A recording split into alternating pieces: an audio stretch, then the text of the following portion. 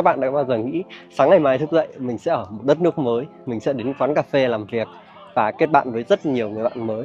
Đó chính xác là cuộc sống digital nomad, du mục kỹ thuật số. Và ngày hôm nay mình sẽ chia sẻ toàn bộ những kinh nghiệm của mình khi mình đã sống ở những đất nước khác, từ việc đặt vé máy bay, đặt hostel, cũng như là làm thế nào để kết bạn, làm thế nào để tìm những quán cà phê phù hợp với công việc của mình. Để sống một cái cuộc sống như này thì các bạn cần phải có những cái điều kiện cần và đủ. Những cái điều kiện cần là các bạn cần phải có một cái công việc, các bạn có thể làm việc từ xa, các bạn có thể cầm máy tính đi khắp mọi nơi và có thể làm việc được. Các bạn có thể deal với công ty, cũng như là có thể kiếm những cái job freelancer rất là phù hợp với các bạn. Điều kiện đủ là các bạn cần có một cái hộ chiếu, cũng như là gia đình cho phép, điều kiện cho phép thì các bạn có thể đi bất cứ nơi đâu để có thể làm việc được. Sau khi mà có một cái điều kiện cần và đủ rồi thì các bạn sẽ cần phải có cho mình một cái kế hoạch. Các bạn đi đâu, đến đâu, ở đâu, bao nhiêu tiền, vân vân. Thì khi mà mình có một cái kế hoạch thì mình sẽ hình dung trong đầu là mình sẽ đến cái đất nước đó sống trong bao nhiêu ngày, tiêu hết bao nhiêu tiền. Thực ra thì nó sẽ không giống như đi du lịch. Khi đi du lịch thì các bạn nói chung là sẽ có một cái khoản ngân sách đó và chi tiêu trong cái khoản ngân sách đó. Còn khi mà mình sống ở dài ngày thì mình sẽ có rất là nhiều những cái thứ phải lo.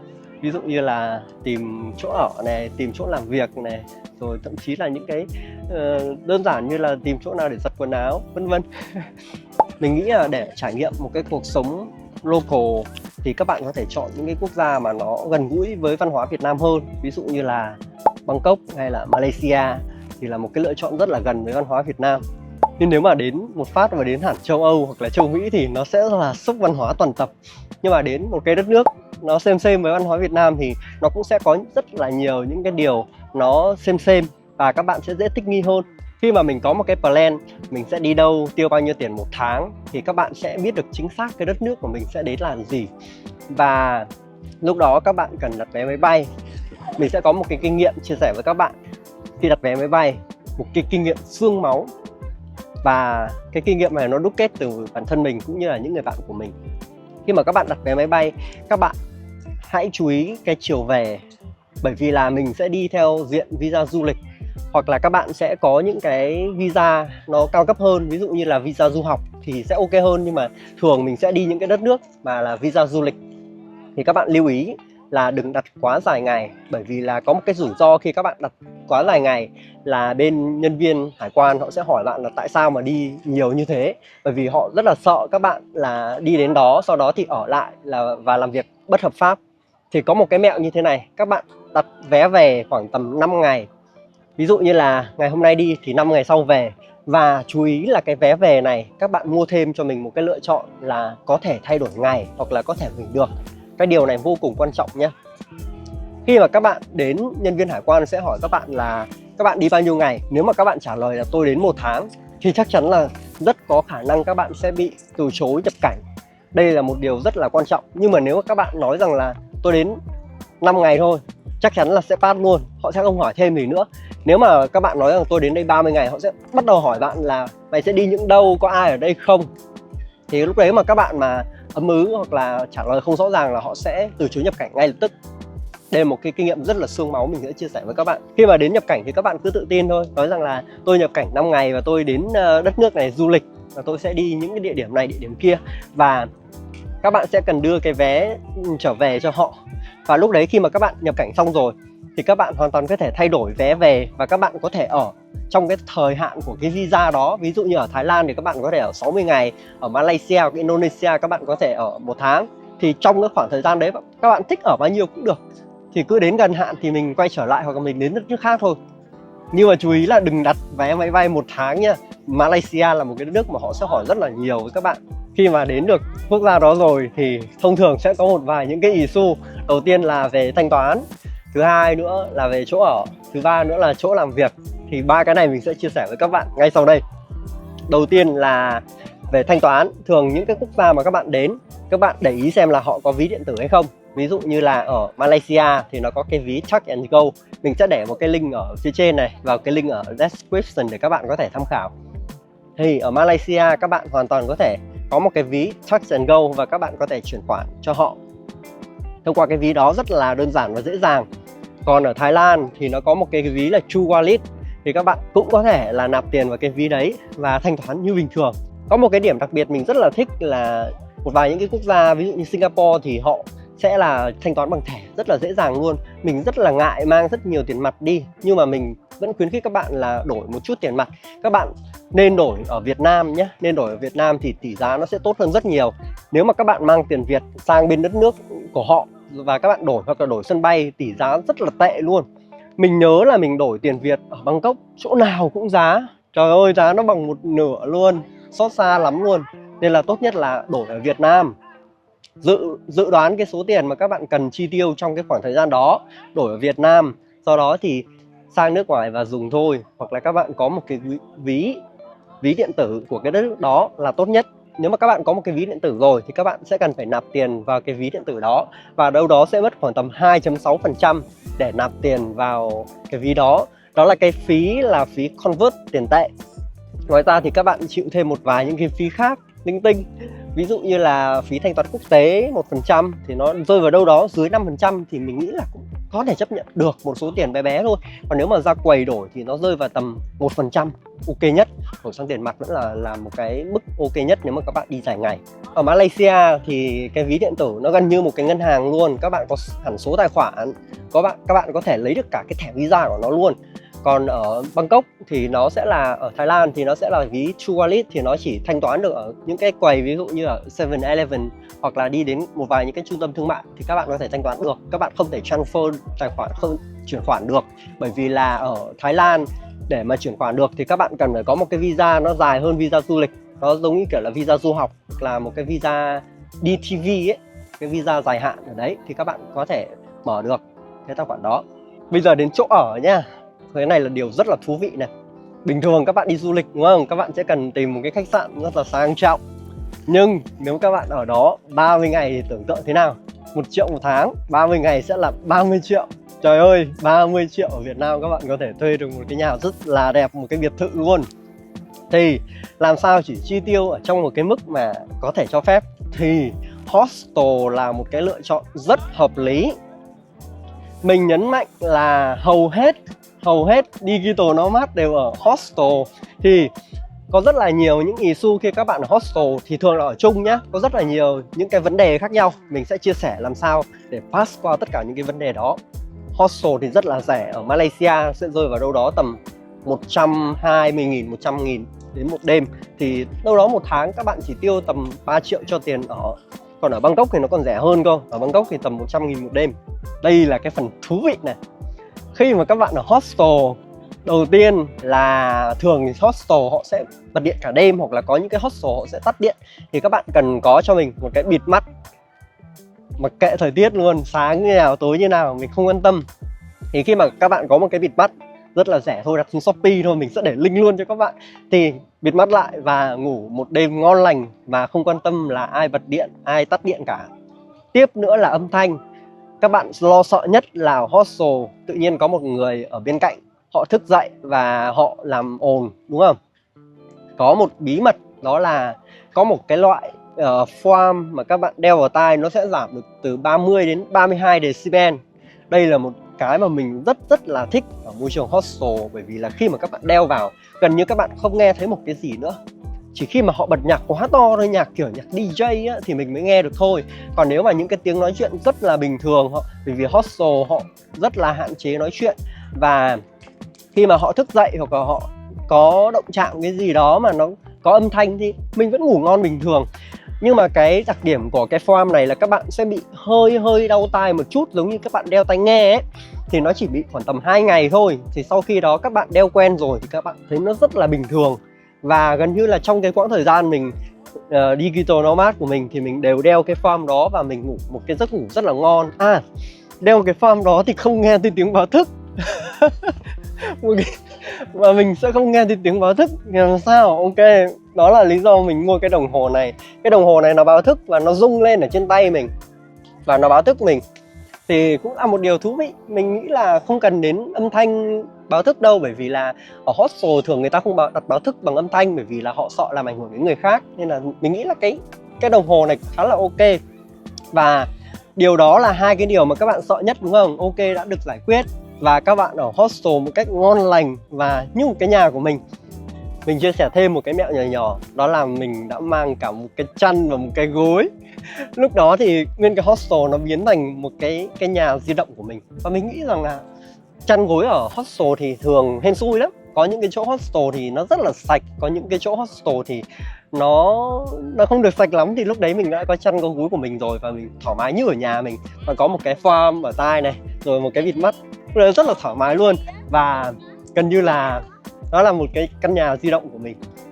Ở hostel có một cái đặc điểm rất là thú vị là các bạn có thể kết bạn được với mọi người. Thường ở tầng dưới của hostel thì nó sẽ là một cái sảnh để các bạn có thể ăn uống này, các bạn có thể trò chuyện hoặc là kết bạn với mọi người ở đó.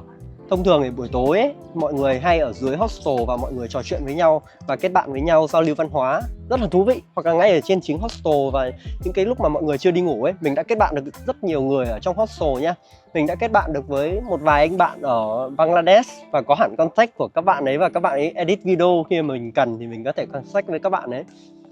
Connect công việc, connect văn hóa, mọi thứ ở hostel rất là thú vị. Và mình nghĩ là thực ra thì cuộc sống digital nomad không hề cô đơn đâu. Nếu mà các bạn mở lòng thì các bạn rất là dễ dàng để kết bạn được với người khác luôn. Có một cái cú sốc mình cũng sẽ chia sẻ với các bạn mà mình nghĩ là mình chưa bao giờ trải qua. Một cái chuyến ở Malaysia mình đã trải qua, đó là bed bug. Bed bug là một thứ gì đó vô cùng kinh khủng. Tiếng Việt mình không biết là có cái từ nào diễn tả không? Con bọ giường à, đúng không?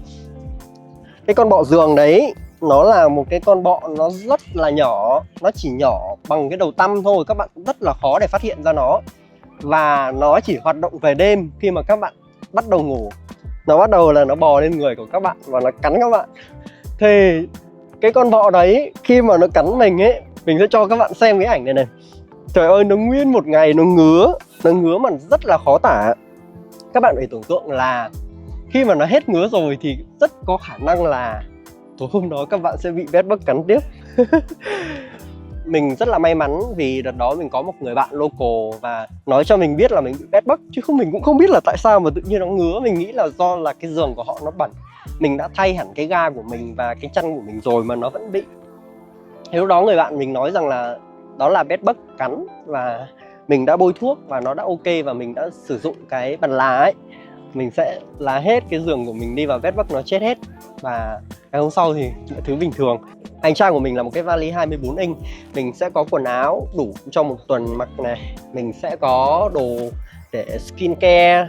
Mình sẽ có một vài những đồ thiết bị điện tử, như là những cái ổ chuyển này, những cái jack cắm để mà chuyển từ một cổng sang nhiều cổng này. Rồi là mình sẽ có sạc điện thoại, sạc laptop vân vân. Nói chung là tất cả những phụ kiện về điện tử. Mình sẽ có thêm một cái chăn, một cái gối. Mình sẽ có thêm một vài cái móc quần áo. Và đặc biệt là mình có một cái bàn là hơi nước nhỏ xíu này. Mình là thỉnh thoảng là mình muốn mặc quần áo nó phẳng này, mình mang cả những cái bộ vest đi ấy mà mình muốn quay phim ấy, thì mình sẽ cần phải bàn là đó. Và cái bàn là hơi nước đó nó cứu mình, bởi vì là con bedbug nó cắn mình chết rồi mấy con bedbug. Nói chung là chỉ có thế thôi. Một cái vali 24 inch đủ cho mình sống một cái cuộc sống mình nghĩ là dài ngày cũng vẫn được, bởi vì là trước đó mình đã sống tối giản rồi. Mình có một cái video chia sẻ về cuộc sống tối giản của mình, và cũng chỉ cần bằng vậy thôi là mình cảm thấy rất là thoải mái. Mình cũng không cần phải nhiều hơn số đó. Tiếp theo mình sẽ chia sẻ một cái kinh nghiệm để tìm chỗ làm việc. Đây là một phần rất là quan trọng, rất là quan trọng ở trong cái hành trình mà các bạn làm digital nomad. Bởi vì là các bạn ở chỗ ở rồi đúng không? Bây giờ cần phải có một cái chỗ để ngồi làm việc. Thì đừng hy vọng ở một đất nước khác có một cái hệ thống cà phê rất là khủng khiếp như ở Việt Nam. Không có điều đó. Và có một điều rất là lưu ý là cà phê ở những đất nước khác rất đắt đỏ, không hề rẻ như cà phê ở Việt Nam. Bởi vì là Việt Nam là một đất nước xuất khẩu cà phê đứng thứ 2 thế giới mà. Rẻ là đúng rồi. Ở Bangkok, ở Malaysia thường một cốc Americano nó rơi vào đâu đó tầm 50 đến 60 đến 70, thậm chí 100 ngàn. Thì cái tiền mà các bạn đi cà phê nó rất là tốn kém. Vì vậy mình suggest một vài những cái tên tuổi, ví dụ như là WeWork, hoặc là một vài cái coworking space. Hoặc là nếu ở Bangkok nhá, nếu ở Bangkok có rất nhiều lựa chọn coworking space miễn phí. Trời ơi, nghe thấy thú vị chưa? Còn ở Malaysia thì cứ đến WeWork đi, WeWork nó cũng rẻ mà, có 2 triệu hơn một xíu thôi, 2 triệu hơn một xíu là một tháng. Thì tính ra nó rất là rẻ nha, tính ra rất là rẻ. Tính ra mà đi cà phê kiểu Starbucks ấy thì là ở WeWork tốt hơn. WeWork cà phê miễn phí rồi, có đầy đủ sữa miễn phí, mọi thứ phù hợp để cho làm việc. Còn ở Bangkok nhá, ở Bangkok thì mình có một cái mẹo này. Ở Bangkok có rất là nhiều địa điểm để các bạn có thể học tập và làm việc miễn phí. Tiêu biểu là ở cái khu Samjang ấy, nó có một cái coworking space. Các bạn chỉ cần mang hộ chiếu đến và đăng ký ở đó là các bạn ở đó 24/7 nhá, mở cửa open. Và ở đó thì họ sẽ không có internet và các bạn sẽ cần phải có một cái SIM 2H. Các bạn sẽ đăng ký một cái gói internet ở đó. Và internet ở đó nó không kiểu như Việt Nam đâu, khó chịu lắm. Nó là vài tiếng nó sẽ bị tắt một lần và mình phải connect lại. Nhưng mà các bạn, nó cũng khá là rẻ đấy. Nó chỉ có đâu đó tầm hơn 100 baht thôi, tầm 100.000 tiền Việt. Thì một tháng các bạn xài internet rồi. Cứ đi đâu có cái wifi 2H đấy là các bạn có thể xài được bình thường. Còn ở Malaysia thì các bạn có thể đến Starbucks ở Malaysia, hoặc là có một cái quán cà phê mình quên mất rồi, mình sẽ để ở link bên dưới và trên màn hình này. Thì hai cái chỗ cà phê đó thì rất là dễ dàng để có thể đến và làm việc, bởi vì nó rất yên tĩnh. Người Malaysia sẽ không đến những cái chỗ đấy để làm việc học tập như kiểu người Thái với người Việt đâu. Thì cứ đến đấy làm việc bình thường và không ai nói gì cả. Còn một vài những cái điều nhỏ nhỏ nữa, khi mà các bạn bị ốm, khi mà các bạn cần giặt quần áo vân vân, thì ở đó thường những nước phát triển thì những cái hệ thống giặt quần áo của họ là hệ thống giặt tự động. Thì các bạn chỉ đến mua coin, xong đó thì giặt quần áo như bình thường, đợi 1 tiếng. Thì các bạn cứ mang cả laptop ra đấy, xong là vừa ngồi đợi quần áo nó xong thì các bạn có thể làm việc, là xem phim, chơi game vân vân. Đợi quần áo nó xong thì các bạn mang về 1 tuần 1 lần. Nên là thế, bởi vì là cũng không nên giặt nhiều quá. Thế nên là mình mới mang đủ quần áo trong 1 tuần mình mặc. Tiếp nữa là y tế. Về hệ thống y tế thì nếu mà các bạn tốt nhất có thể thì các bạn hãy mua cái bảo hiểm du lịch. Còn nếu mà không thì cũng tùy vào những cái tình huống. Ví dụ như là nhẹ nhàng thôi thì các bạn có thể mua thuốc ở những cái hiệu thuốc thì nó cũng khá là tương đồng với Việt Nam thôi. Còn tại vì là mình cũng chưa bao giờ đến một cái bệnh viện ở một cái đất nước ngoài, nên là mình cũng không chia sẻ được cái kinh nghiệm về điều đó. Mình sẽ chia sẻ những cái kinh nghiệm khi mà các bạn di chuyển. Thì mình khuyên là các bạn sử dụng metro, bởi vì là những cái đất nước phát triển như Malaysia hoặc là các bạn sang Đài Loan, sang Bangkok thì hệ thống tàu điện ngầm metro rất là dễ dàng sử dụng và nó rất rẻ nhé. Nhưng mà ở Bangkok, BTS ở Bangkok rất đắt, không hiểu tại sao luôn. Một lần di chuyển ở Bangkok nó rơi vào đâu đó từ 25 đến 35, thậm chí có những cái lần mà mình đi nó sẽ hết 40.000. Và các bạn tưởng tượng một lần đi một lần về hết 80.000. Các bạn đi Grab xe máy còn rẻ hơn. Thì lúc đó các bạn linh hoạt nhé. Tôi thấy cái gì mà nó rẻ mà nó nhanh nhất thì mình đi thôi. Malaysia thì rất là rẻ. Malaysia thì có một cái thẻ Touch and Go ấy, thì các bạn đi di chuyển khắp thành phố bằng metro được. Rất rẻ luôn. Rẻ như ở Việt Nam luôn ấy. Nó chỉ có vài RM thôi, 2 đến 3 RM thôi. Rẻ như ở Việt Nam luôn. Thường thì ở sân bay về tới trung tâm thành phố thì sẽ có rất là nhiều những cái phương tiện, nhưng mà thường mình sẽ lựa chọn metro, bởi vì là ở những cái đất nước phát triển hầu hết là sẽ có metro link từ sân bay cho đến trung tâm thành phố, rất rẻ luôn. Đừng đi taxi, trời ơi, bởi vì là các bạn đi sống một cuộc sống digital nomad chứ không phải là đi du lịch, mà tiêu như kiểu đi du lịch là chết luôn đấy. Kinh nghiệm của mình thì thông thường nhá, thì tiền ở của mình nó chỉ maximum tầm 4 triệu một tháng thôi ở hostel. Và tiền ăn tiền uống thì lúc đó khi mà các bạn đến rồi thì các bạn sẽ khám phá ra những cái khu nào mà có rất là nhiều người local họ tới. Thì những cái chỗ đó là những cái chỗ mà rất rẻ, và thậm chí còn rẻ hơn cả Việt Nam luôn. Ở khu Samjang nhé, mình ăn đồ ăn ở đó 40 đến 50 baht thôi. Nó chỉ tầm 35 đến 40.000 tiền Việt mà ăn no luôn. Thì mình mới thấy là mình sẽ rời khỏi luôn cái khu du lịch nhá, bỏ qua cái khu du lịch đi, mà vì là nếu mà các bạn sống như digital nomad ấy, các bạn sống như một người local rồi thì các bạn sẽ cần tìm những cái địa điểm là nó rẻ, nó hợp lý, nó ngon để các bạn ăn.